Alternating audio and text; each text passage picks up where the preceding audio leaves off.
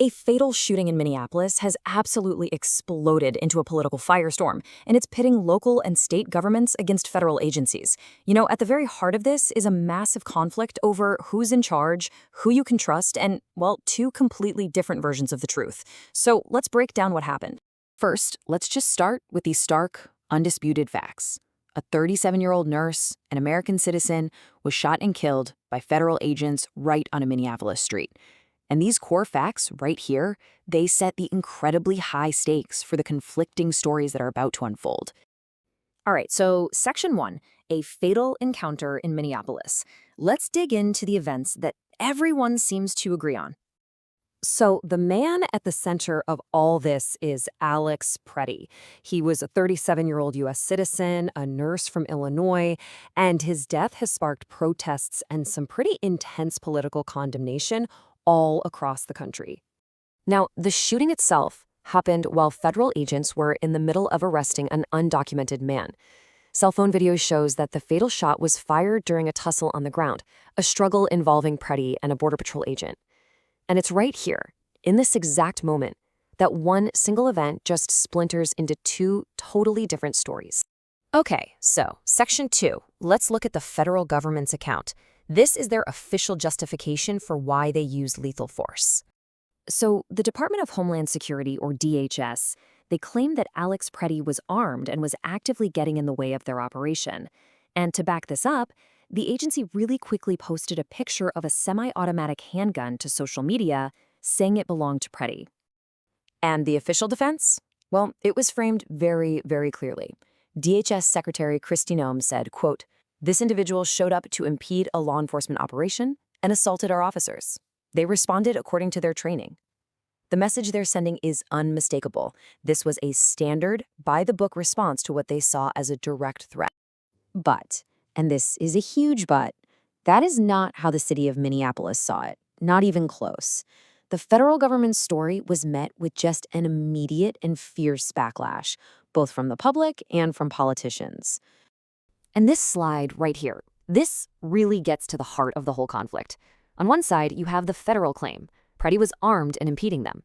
But then you have the local context, which Minneapolis police confirmed. Minnesota law allows you to openly carry a firearm if you have a valid permit, which Alex Pretti had. You see, these two realities are in direct opposition to each other. The mayor of Minneapolis did not hold back at all. He pointed the finger directly at the federal agents on the ground.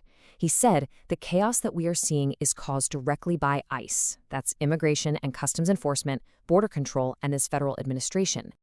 And that outrage from City Hall, it just poured right out into the streets. Demonstrators in both Minneapolis and Chicago started organizing what they called emergency protests, and they were demanding accountability for what they were calling rogue government agents. Which brings us to Section 3, calls for a state investigation. The public outcry very quickly turned into official demands to take this whole investigation out of federal hands. And this call for an independent investigation was echoed, and really forcefully, by Illinois Governor J.B. Pritzker. I mean, he didn't just question the federal story, he directly accused them. He said, the American public has lost trust in ICE and CBP, that's Customs and Border Protection, because of the constant lies. We are living in a dangerous moment. He's basically saying there's no way the federal government can be trusted to investigate itself. And look, this isn't just political rhetoric. Minnesota's own Governor Tim Walz has now made it official. He is formally calling for the investigation into Alex Pretti's shooting to be handled at the state level. That is a very clear move to assert local control over this whole inquiry. So, Section 4, a national political flashpoint.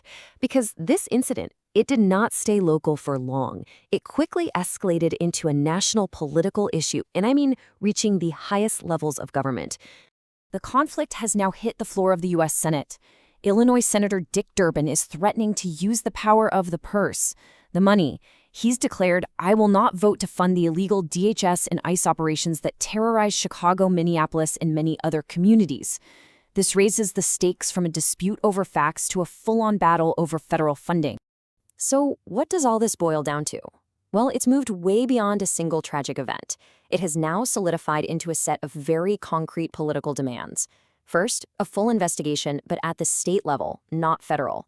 Second, the immediate withdrawal of these federal agents from Minneapolis. Third, the defunding of these specific operations. And finally, real legal accountability for the agents involved in the shooting. And all of this leaves us with a fundamental and honestly a deeply troubling question. In a moment of crisis, when federal authorities and local officials are presenting two completely contradictory versions of reality, who ultimately holds the power to define what is true?